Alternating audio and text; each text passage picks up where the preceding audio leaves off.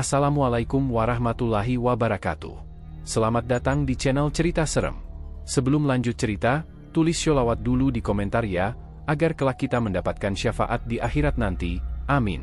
Malam itu, langit di atas desa Tirta Asri gelap pekat, seolah mengendap-endap membawa kabar buruk. Angin meniup pohon kelapa yang meliuk meringis. Kyai Warso duduk bersila di serambi musola kecil miliknya, menatap hampa kepekarangan yang basah usai hujan. Di depan beliau, Al-Quran terbuka, tapi pikirannya jauh ke masa lalu, saat nama Warijan masih mengandung tawa dan kebersamaan, bukan dendam dan kegelapan. Kyai Warso, nama lengkapnya KH Warso bin Malik, adalah sosok yang sangat dihormati di desa itu. Di usia senjanya yang ke-63, beliau masih bertenaga, berwibawa, dan dikenal luas sebagai penyembuh spiritual yang menolak bayaran. Murid-murid dari berbagai kota datang untuk sekadar berguru atau mengaji, dan tak sedikit yang sembuh dari gangguan gaib berkat ruqyah dan doa-doanya. Namun, siapa sangka bahwa lelaki sepuh yang kini mengenakan sarung hitam dan sorban putih itu, dulunya sangat dekat dengan seseorang yang kini disebut warga sebagai Raja Santet dari Banaran, ya, Mbah Warijan. Kabah masa lalu yang tak pernah hilang. Tahun 1976, mereka berdua mondok di sebuah pesantren tua di kaki Gunung Kendeng. Nama pesantrennya Pesantren Al-Makfufin, tempat para anak yatim dan duafa menimba ilmu agama dengan segala keterbatasan. Warso dan Warijan adalah dua remaja yang tak terpisahkan. Mereka berbagi tikar, bergiliran menimba air, bahkan kerap dihukum bareng karena mencuri waktu untuk mencari kopi ke warung. Warijan, atau nama kecilnya Januri, lebih cerewet dari Warso. Tapi dalam hal hafalan Quran, keduanya bersaing ketat. Mereka sama-sama bercita-cita menjadi kiai. Bahkan pernah bersumpah, siapapun di antara kita yang lebih dulu sukses, harus bantu yang lain. Namun segalanya berubah saat Warijan pulang kampung dan menemukan tanah keluarganya dirampas. Dia jatuh miskin, lalu dituduh mencuri kambing tetangga, padahal tak ada bukti. Sejak itu, Warijan menghilang dari peredaran. Warso, yang sudah menjadi pengajar di pesantren, mencarinya, tapi tak pernah berhasil. Beberapa santri bilang, Warijan terlihat di perbatasan desa, mengikuti seseorang berjubah hitam. Tahun demi tahun berlalu, nama Warijan menghilang. Sampai satu hari, seorang santri bernama Harun yang baru pulang dari rantau bercerita, di desa Banaran, ada dukun sakti yang bisa membuat orang mati hanya lewat sebutan nama. Namanya, Mbah Warijan. Penyusutan bulan sabit pertemuan yang tertunda. Kyai Warso awalnya tak yakin. Tapi nama itu seperti tamparan keras. Warijan? Tak mungkin. Itu sahabat karibnya. Seseorang yang dulu berdiri di syaf pertama saat sholat tahajud. Tapi semakin hari, desas-desus itu menguat. Apalagi setelah beberapa warga Tirta Asri mengalami kejadian janggal, bayi meninggal mendadak, ayam mati satu kandang tanpa luka, dan seorang ibu hamil keguguran setelah mimpi didatangi lelaki tua berjubah gelap. Malam itu, ketika hujan reda dan suara jangkrik mulai menggema, Kyai Warso memanggil Ustaz Badrun, murid setianya yang juga menantu sendiri. "Bet, coba kau ke Banaran besok. Tanya-tanya diam-diam. Cari tahu, apa benar nama Warijan masih ada di sana." Ustaz Badrun mengangguk pelan, meski matanya menunjukkan kekhawatiran. Ia tahu, nama Mbah Warijan bukan sekadar nama. Di kalangan para praktisi spiritual, Warijan dikenal sebagai dukun yang mampu menggerakkan makhluk gaib dari Gunung Merapi, bahkan mengunci roh seseorang dalam cermin bambu. Kenangan Ibu Salamah. Malam makin larut, dan di dapur, Ibu Salamah, istri Kyai Warso, mendekati suaminya. Ia membawa teh hangat, lalu duduk di sampingnya. "Abah masih mikirin Januri?" tanyanya lembut. Kyai Warso hanya mengangguk. "Kita semua berubah, MAH. Tapi aku tak pernah bisa membayangkan, kalau dia memilih jalan santet. Dulu dia yang paling tak tega melihat kucing kelaparan. Sekarang dia membuat orang keguguran." Ibu Salamah memegang tangan suaminya erat-erat. "Mungkin dia bukan berubah, Bah. Mungkin dia terluka terlalu dalam. Dihancurkan, lalu memilih gelap karena merasa cahaya tak menolongnya." Kyai Warso menarik napas panjang. Perasaan bercampur. Dulu, Warijan adalah orang yang paling menertawakan dukun kampung. Tapi kini, dia menjadi yang paling ditakuti dari segala penjuru. Bola kristal ramalan sesepuh. Tahun lalu, saat Kyai Warso berziarah ke makam gurunya di pesantren Al-Makfufin, Kyai Muzammil, sesepuh yang sudah renta, pernah berpesan dengan mata sayu, "Warso, kau akan diuji oleh masa lalumu sendiri. Bukan setan, bukan jin, tapi sahabatmu, yang kau doakan di tiap sujudmu. Saat itu, Kiai Warso mengira maksudnya adalah mimpi atau trauma lama. Tapi kini ia sadar, maksudnya jelas, Warijan. Pertanda dimulai. Menjelang subuh, seekor burung gagak mendarat di atap musola, hal yang tak lazim di desa Tirta Asri. Dari mulutnya menjuntai rambut manusia. Warga geger. Kiai Warso mengambil rambut itu, meletakkannya di atas sajadah, lalu mulai membaca ayat-ayat perlindungan. Saat sampai pada surah Al-Falah, rambut itu mendesis dan terbakar sendiri. Saat itulah Kiai Warso memutuskan, dia tak bisa diam lagi. Bukan karena dendam, tapi karena desa ini butuh perlindungan. Dan sebelum semuanya hancur, dia harus menghadapi satu nama dari masa lalunya. Warijan. Sejak malam gagak itu datang membawa rambut manusia, suasana desa Tirta Asri berubah drastis.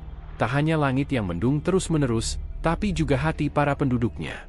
Rasa takut menjalar seperti kabut tipis, menembus dinding-dinding rumah dan menyusup ke dalam tidur. Kiai Warso menyadari bahwa ini bukan teror biasa. Ini bukan sekadar gangguan dari makhluk halus pengganggu, melainkan kiriman dengan niat buruk. Dan ia yakin, hanya satu orang yang mampu mengirim santet sekuat ini, Mbah Warijan, sahabat masa kecilnya yang kini berbalik menjadi musuh tak kasat mata. Ayam jantan ayam mati mendadak, bayi tak menangis. Pagi hari setelah kejadian itu, warga mulai berdatangan ke kediaman Kiai Warso. Salah satu dari mereka, Bu Sumi, datang dengan wajah pucat pasi sambil menggendong bayinya yang tak bersuara. "Pak Kiai, anak saya dari semalam gak menangis, gak ngedip, tapi napasnya masih ada," katanya gemetar. Kiai Warso segera mengambil bayi itu. Matanya terbuka, tapi pandangannya kosong, seperti ruhnya terperangkap. Kiai Warso menempelkan telapak tangan ke dada bayi, membacakan ayat kursi dan surah Al-Ikhlas berkali-kali. Tak lama, bayi itu menangis pelan, seperti bangun dari mimpi buruk. Namun bukan hanya itu. Dalam sehari, 3 kandang ayam milik warga dilaporkan habis mati. Anehnya, tubuh ayam-ayam itu tak ada luka, tak ada darah. Lidah mereka menjulur, mata terbuka, seolah mereka melihat sesuatu yang sangat menakutkan sebelum mati. Di pojok desa, Pak Karta, seorang petani tua, ditemukan pingsan di ladang dengan tubuh membiru. Setelah sadar, ia hanya berkata satu kalimat, "Ada bayangan besar berdiri di atas sawahku, bawa kepala manusia." Detektif 2 Ustaz Badrun ke desa Banaran. Sesuai amanat Kiai Warso, Ustaz Badrun diam-diam pergi ke desa Banaran, desa yang letaknya sekitar 7 km dari Tirta Asri, melewati perbukitan dan ladang-ladang sepi. Banaran dikenal sebagai desa yang tertutup dan misterius. Warga luar jarang diterima di sana, apalagi mereka yang berpenampilan seperti ustaz. Untuk menyamar, Badrun mengenakan topi dan jaket lusuh, menyerupai penjual keliling. Di jalan masuk desa, ia bertemu dengan seorang bocah laki-laki yang menatapnya lekat-lekat. "Kamu orang luar, ya?" tanya bocah itu, suaranya datar. "Iya, nak. Mau jualan jamu?" Bocah itu menunjuk ke satu arah. "Jangan lewat jalan besar. Di sana, ada mata yang gak suka orang asing." Badrun hanya mengangguk, meski bulu kuduknya langsung berdiri. Ia mengikuti jalan setapak di samping sawah dan menyusup ke tengah desa. Di sana, ia melihat sesuatu yang membuatnya nyaris berteriak. Di halaman sebuah rumah tua, ada sebuah patung batu besar yang menyerupai wajah manusia tua dengan gigi menganga dan sorban hitam. Di bawahnya, tertulis aksara Jawa kuno. Beberapa warga terlihat duduk bersila di depannya, memejamkan mata, mulut mereka komat-kamit.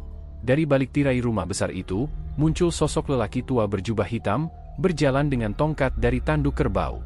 Badrun mengenal wajah itu, Warijan. Meski rambutnya putih dan kulitnya mengeriput seperti ular tua, mata itu tak berubah. Mata yang dulu penuh semangat saat menghafal juz, amma, kini bersinar dingin seperti jurang tanpa dasar. Hujan badai 2 santet mulai menyasar keluarga. Sore hari, saat Ustaz Badrun belum kembali, Kiai Warso sedang duduk di teras bersama istri dan cucunya, Raffi, anak dari Badrun dan putrinya, Siti Ma'munah. Bocah 5 tahun itu sedang bermain mobil-mobilan, ketika mendadak menangis keras. Ada yang masuk telinga Raffi. "Bah, panas!" teriaknya. Kiai Warso segera mengangkat cucunya. Dari telinga bocah itu mengalir darah tipis. Ketika diperiksa lebih dalam, Kiai Warso menemukan sesuatu, serabut rambut putih, sangat halus, seperti milik orang tua. Tanpa menunggu waktu, beliau langsung mengambil air doa, membaca ayat ruqyah, lalu meniupkan ke telinga Raffi. Bocah itu muntah-muntah, dan dari mulutnya keluar belatung hidup. Ibu Salamah menjerit histeris. Kiai Warso menatap langit yang mulai gelap. Ini sudah melampaui batas, dia bukan hanya menyerang warga, tapi keluargaku sendiri. Tasbih Kiai Warso mulai melawan. Malam itu, Kiai Warso menggelar sholat hajat dan zikir khusus. Di dalam musola, hanya cahaya pelita yang menerangi wajah beliau. Air mata jatuh satu persatu ke sajadah tua, sajadah yang dulu ia bawa saat mondok bersama Warijan. Aku tahu kau masih mendengar, Januri. Jika kau ingin mencabut nyawaku, datanglah langsung. Tapi jangan ganggu anak-anakku, jangan kirim setan untuk membunuh cucuku, gumamnya. Usai doa panjang, beliau memejamkan mata. Dalam mimpi itu, ia kembali berada di pesantren Al-Makfufin, duduk bersama Warijan muda. Tapi Warijan kini mengenakan jubah hitam, dan di sekelilingnya berdiri sosok-sosok tinggi bermata merah. Aku tidak lagi butuh doa-doamu, Warso. Aku punya kerajaan sendiri sekarang. Kau tak bisa menyelamatkan mereka. Kiai Warso membuka mata dengan teriakan. Peluh membasahi tubuhnya. Dan di luar sana, suara lolongan anjing merong bersahutan, tanda bahwa malam ini, sesuatu sedang berkeliaran. Gulungan catatan rahasia guru. Pagi berikutnya, dari lemari tua di kamar, Kiai Warso mengambil sebuah kitab kuning warisan gurunya, Kiai Muzammil. Di dalamnya, ia menemukan catatan tangan yang selama ini tak pernah ia baca. Jika Warijan berpaling dan menggunakan ilmu Syaikh Al-Haytham, maka lawannya hanya bisa bertahan dengan doa Nurul Haq dan tirakat 7 malam. Karena siapapun yang melawan Warijan tanpa persiapan, akan kehilangan akal sebelum kehilangan nyawa. Tangan Kiai Warso bergetar. Ia tahu, pertarungan ini tak bisa dihindari. Tapi pertanyaannya adalah, apakah ia siap melawan seseorang yang dulu ia cintai seperti saudara sendiri? Desa Tirta Asri kini tak hanya diganggu oleh makhluk tak kasat mata, tapi juga oleh ketakutan yang menyebar dari mulut ke mulut. Semua warga mulai paham, bahwa ini bukan musim angin biasa. Ini musim santet. Dan penguasanya adalah seseorang dari masa lalu Kiai Warso sendiri. Fajar baru saja naik di langit Tirta Asri, namun kabut di batas desa tak juga menghilang. Kabut itu, kata para orang tua, bukan kabut biasa. Ada yang bilang itu asap dari dupa gaib, ada pula yang percaya itu adalah tabir jin yang menutup pandangan orang-orang beriman dari niat jahat yang belum selesai. Pagi itu, Kiai Warso berdiri di ujung jalan desa, menatap jalur setapak menuju desa Banaran, dengan sorban putih dikalungkan di leher, dan tongkat kayu saninten warisan gurunya tergenggam erat. Ia memutuskan untuk pergi sendiri. Ibu Salamah, yang biasanya akan menahan kepergian suaminya, hanya bisa memeluk beliau sambil meneteskan air mata. Abah, janji pulang, ya. Jangan lepaskan tasbih dari tangan, bisiknya. Kiai Warso mengangguk. Kalau aku tak pulang, berarti Allah lebih merindukanku dari kamu. Kabut 2 Kabut Banaran. Perjalanan dari Tirta Asri ke Banaran biasanya hanya memakan waktu 2 jam jalan kaki. Tapi pagi itu, Kiai Warso merasa berjalan seperti dalam lorong tak berujung. Setiap ia melangkah, kabut semakin tebal. Suara burung dan jangkrik menghilang. Sunyi yang mencekam. Tanah di bawahnya juga terasa lunak dan dingin, seperti tanah makam baru. Ketika sampai di batas desa Banaran, kabut tiba-tiba membuka sedikit, seperti ada kekuatan tak terlihat yang mempersilakan tamu untuk masuk. Di depannya terbentang pemandangan yang tak pernah ia bayangkan. Desa Banaran kini seperti desa mati. Rumah-rumahnya berdinding bambu rapuh, pekarangannya ditumbuhi rumput liar, dan tak ada anak-anak berkeliaran. Tapi bukan itu yang membuat dada Kiai Warso sesak.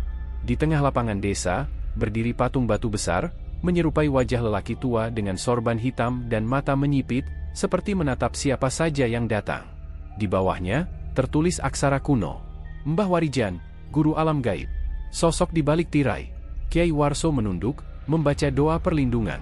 Ia menelusuri jalanan sempit menuju rumah besar di ujung desa, rumah yang dulu adalah balai desa Banaran. Kini rumah itu berubah.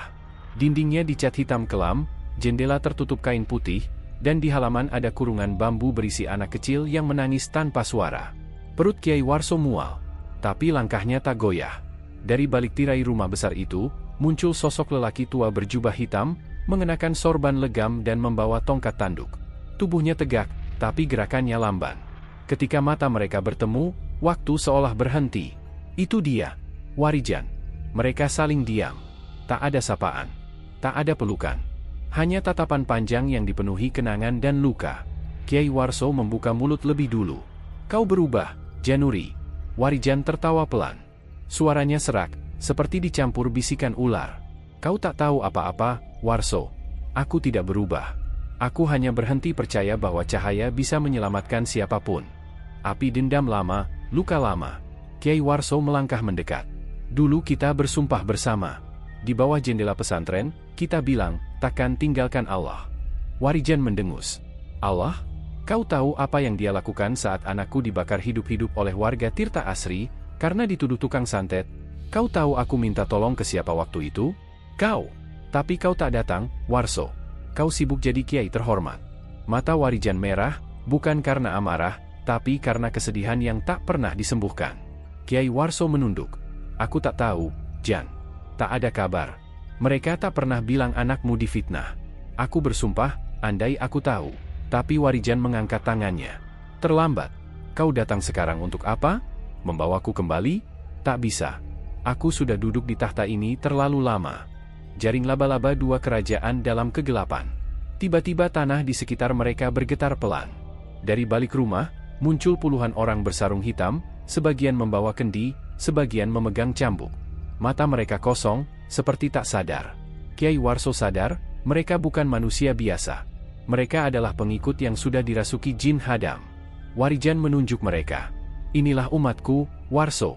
Mereka datang padaku, karena para kiai seperti kau hanya memberi doa, bukan solusi. Aku menyembuhkan mereka, memberkati mereka, memberi mereka kekuatan untuk membalas dendam. Kiai Warso mengangkat tasbihnya. Dengan kekuatan dari makhluk hina? Dengan perjanjian darah? Itu bukan berkah, itu kutuk. Warijan tersenyum miring. Kita lihat siapa yang lebih kuat. Kau dengan Allah MU, atau aku dengan para leluhur yang marah. Simbol bulan separuh mundur dengan pesan. Kiai Warso sadar, ini bukan tempat untuk bertarung.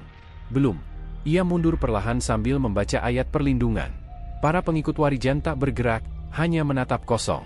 Tapi Kiai Warso tahu, jika ia terlalu lama di sini, ruhnya bisa ditarik ke alam gaib. Sebelum pergi, ia menoleh ke sahabat lamanya itu. Januri, aku tak datang untuk menghakimimu. Aku datang untuk memberitahumu, bahwa kau masih punya waktu kembali.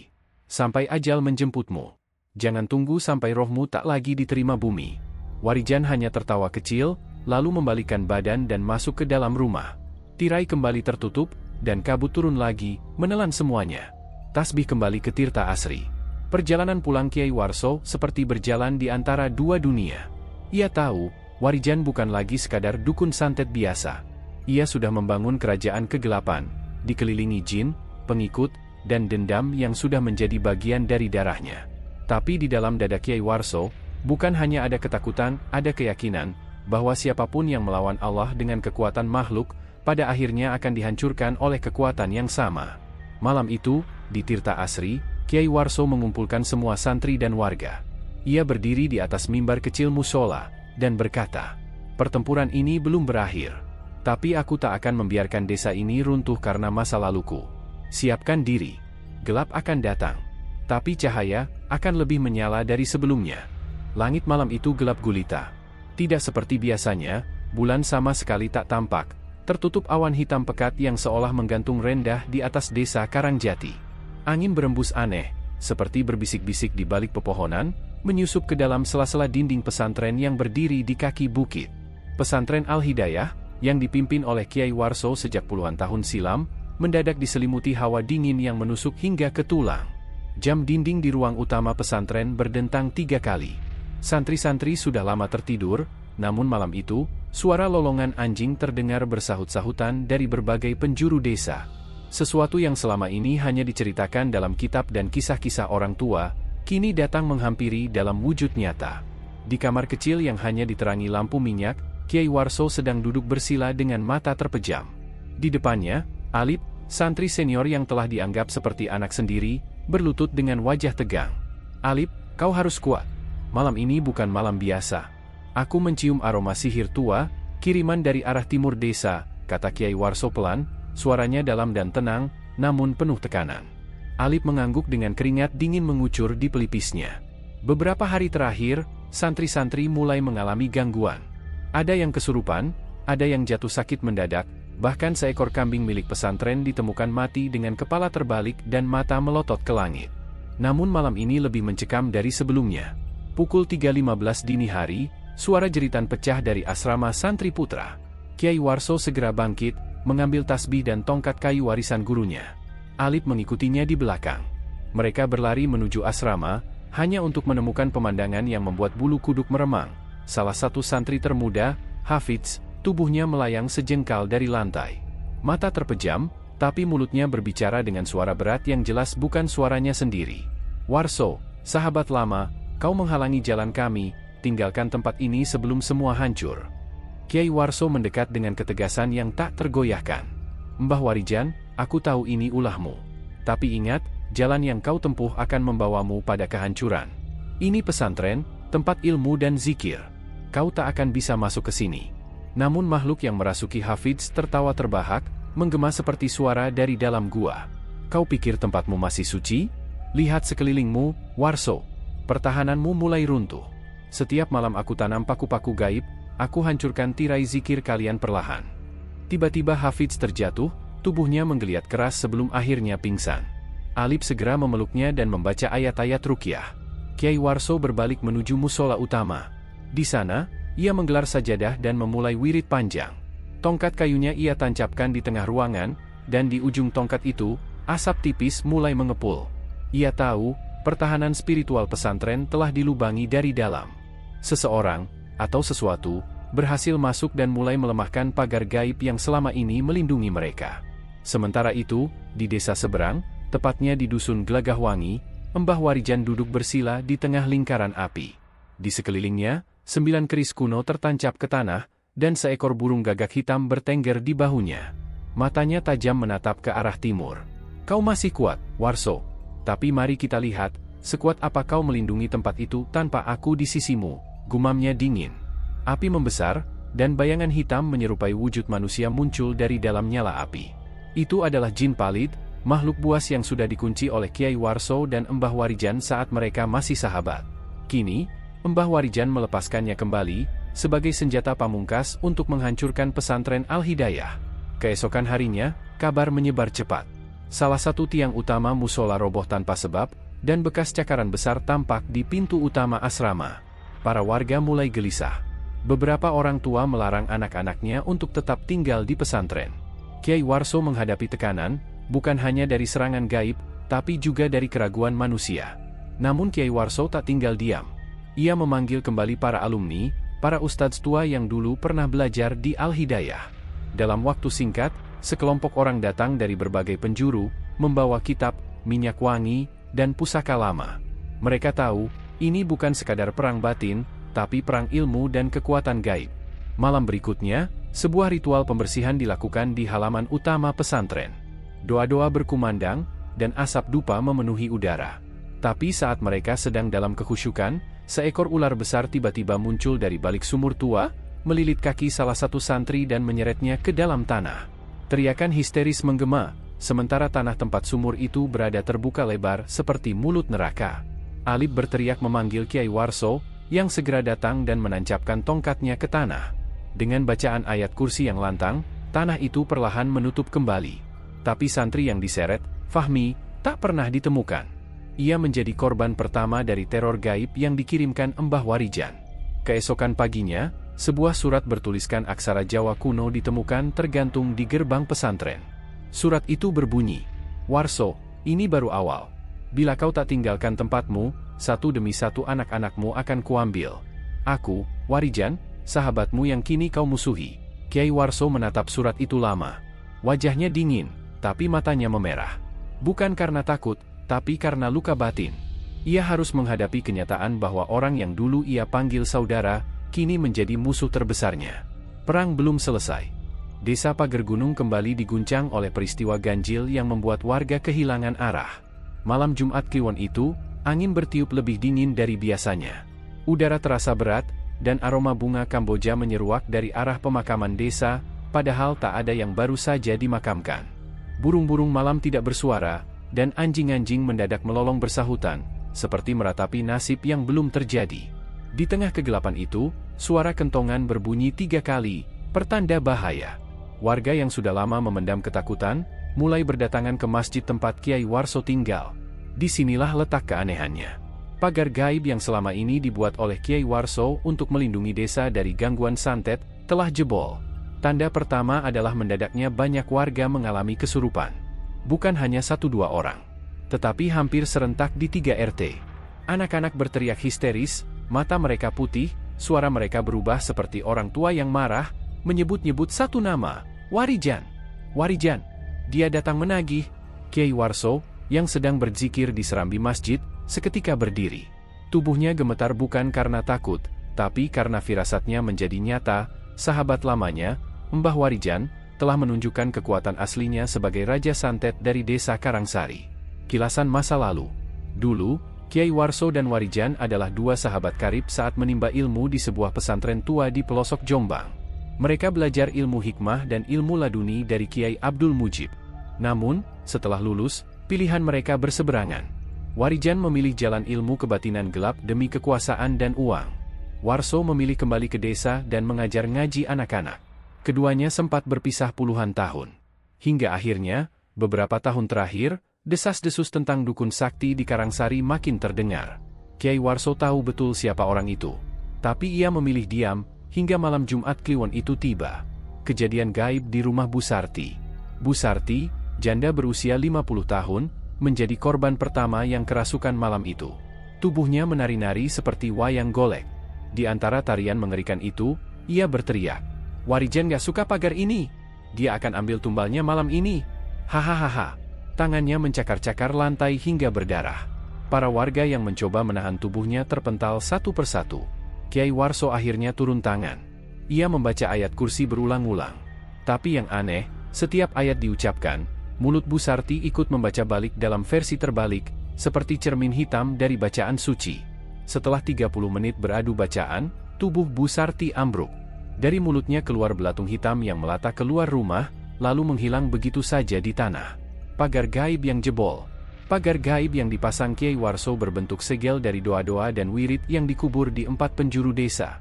Tapi malam itu, segel di sisi utara, yang berbatasan langsung dengan desa Karangsari, ditemukan tercabut.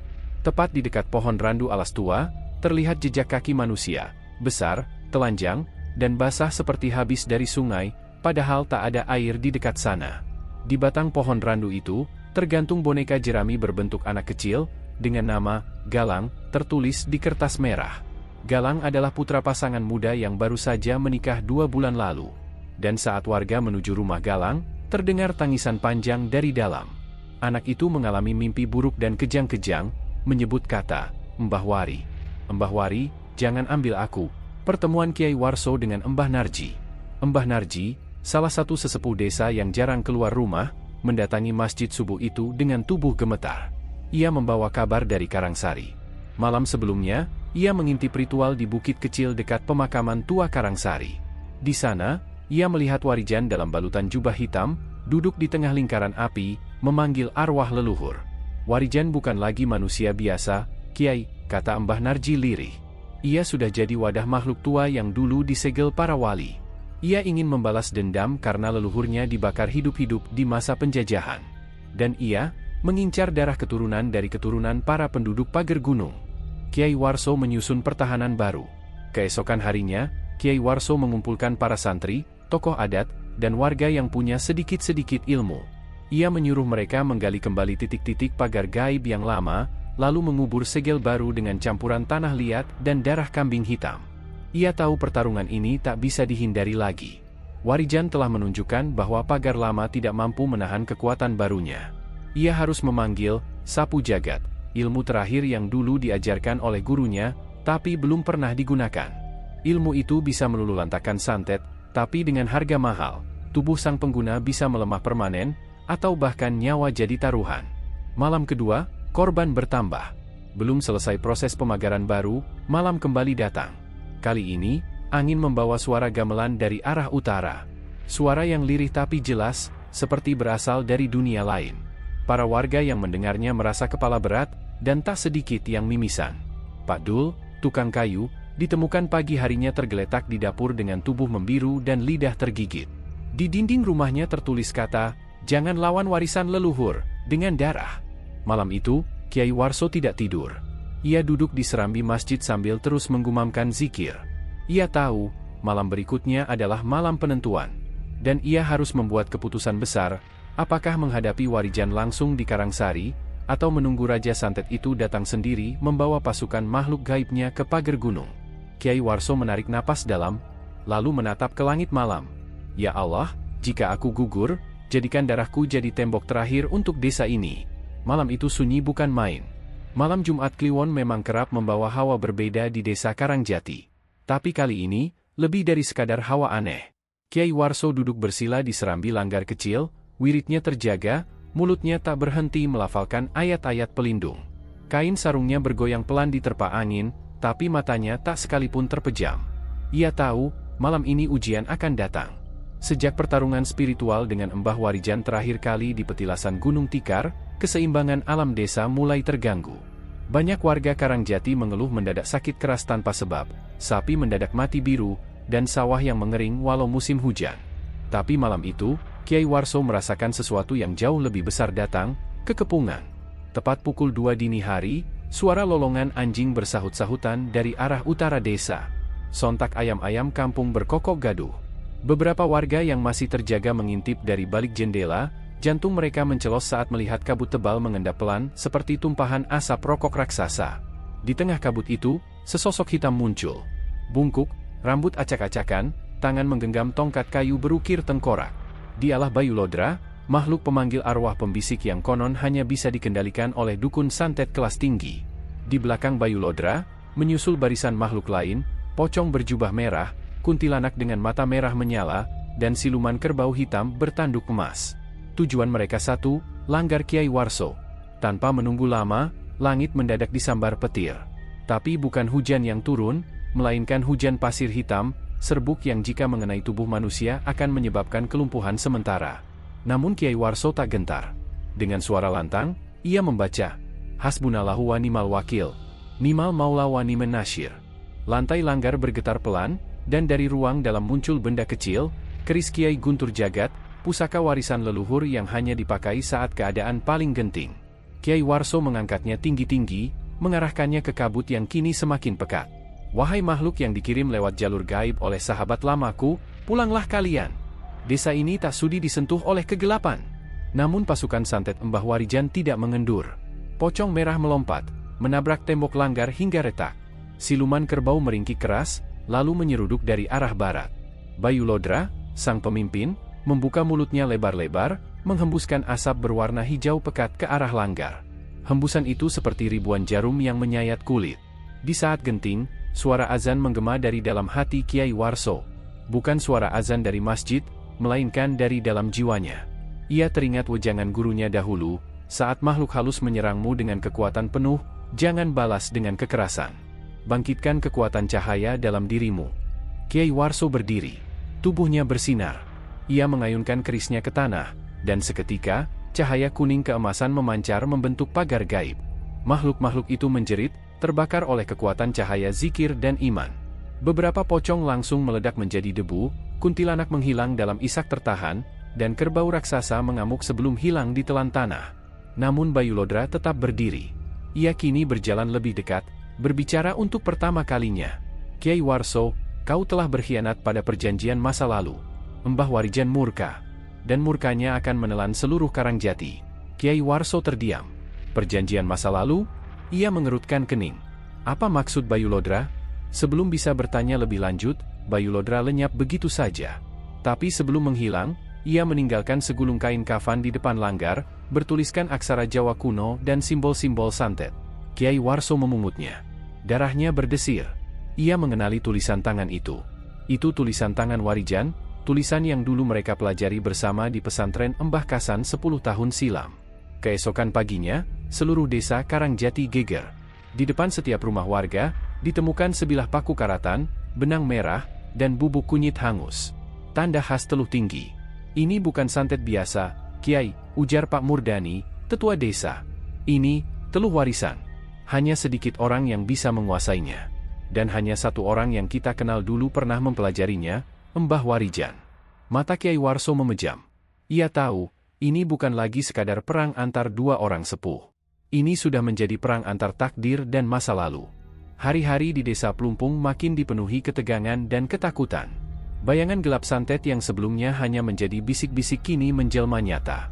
Warga jatuh sakit satu persatu, bukan karena penyakit biasa, melainkan karena serangan gaib yang tak bisa dijelaskan secara medis. Kyai Warso, yang selama ini menjaga desa Karangsari, mulai menerima tamu dari desa sebelah, datang dengan tubuh lemas, wajah pucat, dan tatapan kosong. Mereka mengaku tak sanggup lagi tinggal di Plumpung karena merasa terus diteror oleh sesuatu yang tak terlihat. Salah satu di antara mereka, seorang lelaki bernama Pak Dul Hamid, datang dengan tubuh penuh lebam-lebam ungu yang tak bisa dijelaskan dokter puskesmas. Ia bercerita bahwa setiap malam ia bermimpi tubuhnya dicabik makhluk hitam besar dengan kepala kerbau dan tangan bercakar. Saat bangun, luka-luka itu benar-benar ada di tubuhnya. Aku yakin ini perbuatan Mbah Warijan, Kiai. Dia bukan lagi manusia biasa, dia sekarang menyatu dengan sesuatu yang jauh lebih kelam dari sekadar santet warisan. Kyai Warso terdiam mendengar kesaksian itu. Dalam hatinya berkecamuk rasa bersalah dan kecewa. Mbah Warijan, sahabat seperguruannya dulu, kini telah jauh menempuh jalan hitam yang bahkan tak bisa dijangkau oleh akal manusia biasa. Sore itu, Kyai Warso memutuskan untuk menyepi di langgar kecil di ujung hutan batas Karangsari dan Plumpung. Tempat itu dulunya sering mereka datangi saat masih muda, berdua mengaji dan bertapa di sana. Kini langgar itu sudah lapuk, dipenuhi lumut dan daun-daun kering. Namun bagi Kyai Warso, tempat itu menyimpan kenangan serta menjadi tempat paling tepat untuk bertafakur sebelum mengambil keputusan besar. Malamnya, dalam sujud panjang, Kyai Warso mendapat sebuah isyarat. Di antara bisikan-bisikan doa dan zikirnya yang lirih, terdengar suara perempuan tua mengerang. Suara itu berulang-ulang menyebut nama, Warijan. Warijan, jangan kau buka segel itu. Pagi harinya, Kyai Warso memanggil dua murid kepercayaannya, Ahmad dan Holil. Ia menceritakan tentang mimpi dan suara yang ia dengar semalam. Ahmad, yang sempat bertugas sebagai guru ngaji di Plumpung, mengangguk dan berkata lirih. Dugaan saya benar, Kyai. Mbah Warijan telah membuka peti batu pusaka milik Mbah Sarwo, kakek buyutnya yang dulu dikenal sebagai dukun santet paling ditakuti di 5 kabupaten. Peti itu dulu dikubur dan disegel oleh para sesepuh karena kekuatannya bisa merusak batas antara dunia manusia dan dunia jin kafir. Peti batu pusaka. Nama itu membuat Kyai Warso tercekat. Ia ingat betul bagaimana dulu ia dan Warijan, masih muda dan penuh semangat, membantu guru mereka menutup dan menyegel peti itu dengan 7 bacaan ayat besi dan tanah dari 7 makam wali. Mereka bersumpah tak akan pernah membukanya. Tapi sekarang, Warijan telah melanggarnya. Beberapa hari berikutnya, gejala aneh mulai menjalar hingga ke batas desa Karangsari. Anak-anak kecil menangis tanpa sebab, ayam-ayam mati membusuk meski masih hidup, dan langit selalu tampak muram seolah tertutup kabut meski matahari bersinar. Puncaknya terjadi ketika seorang wanita hamil bernama Bunarti tiba-tiba pingsan dan saat diperiksa, bayinya dalam kandungan hilang. Tidak meninggal. Hilang. Kandungannya kosong, seperti belum pernah hamil sama sekali. Desa geger. Isu santet dan pesugihan makin liar. Banyak yang meyakini bahwa Mbah Warijan telah menjadikan janin itu sebagai tumbal kelahiran jin perantara. Kyai Warso tahu, jika ini dibiarkan, desa-desa di sekitar bisa luluh lantak. Ia tidak bisa lagi hanya bertahan dan berdoa.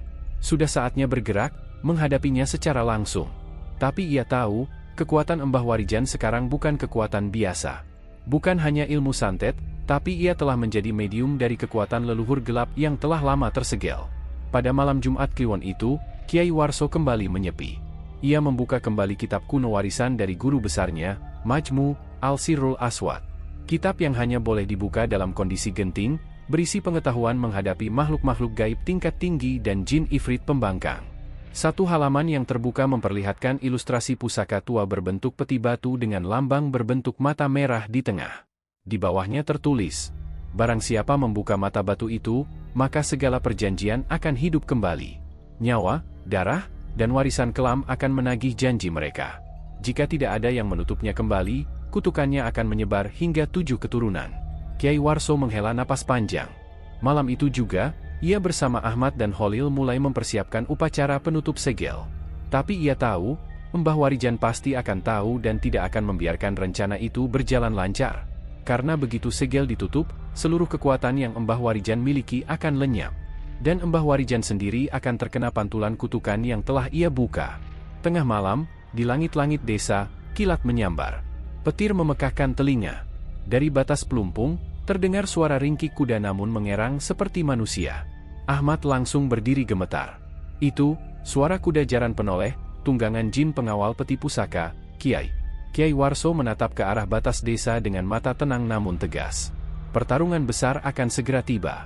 Tapi sebelum itu, kita harus menyelamatkan jiwa-jiwa yang masih bisa diselamatkan. Aku tak ingin menaklukkan Warijan.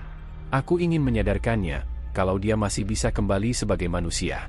Tapi di hatinya, Kiai Warso sadar, mungkin Warijan yang dulu sudah tidak ada. Yang kini berdiri di seberang batas desa, hanyalah kulit tua dari tubuh seorang sahabat, yang jiwanya telah diambil oleh kegelapan. Malam itu desa Karangjati kembali diselimuti hawa yang aneh. Udara kering, tapi angin menderu dari arah timur, membawa bau anyir seperti darah yang mengering. Kiai Warso berdiri di pelataran musala tua milik pesantrennya. Langit tampak bergolak, tak seperti biasa. Awan menggulung membentuk pusaran, seolah membuka celah dari dunia gaib. Malam ini, ia tahu, adalah malam terakhir dari pertarungan panjangnya. Desa Blimbing, yang dipisahkan oleh lembah dan sungai kecil dari Karangjati, kini bagai wilayah mati. Rumah-rumah kosong, warga sembunyi, dan tak sedikit pula yang sudah jadi korban santet berantai. Sejak Mbah Warijan membuka kembali padepokan lamanya dan menjadikan ilmu hitam sebagai jalan hidup, desa itu perlahan menjelma jadi ladang setan. Dan malam itu, bukan hanya Karangjati yang gemetar, bahkan bumi pun seperti menyimpan ketegangan. Mimpi terakhir. Sebelum berangkat menuju Blimbing, Kiai Warso sempat terlelap sebentar. Dalam tidurnya, ia bermimpi duduk di bawah pohon trembesi tua, tempat dulu ia dan Warijan muda sering bertukar mimpi tentang masa depan. Tapi dalam mimpi itu, Warijan duduk membelakanginya, kepalanya tertunduk. Dan saat ia panggil namanya, sosok itu menoleh, namun tak punya wajah.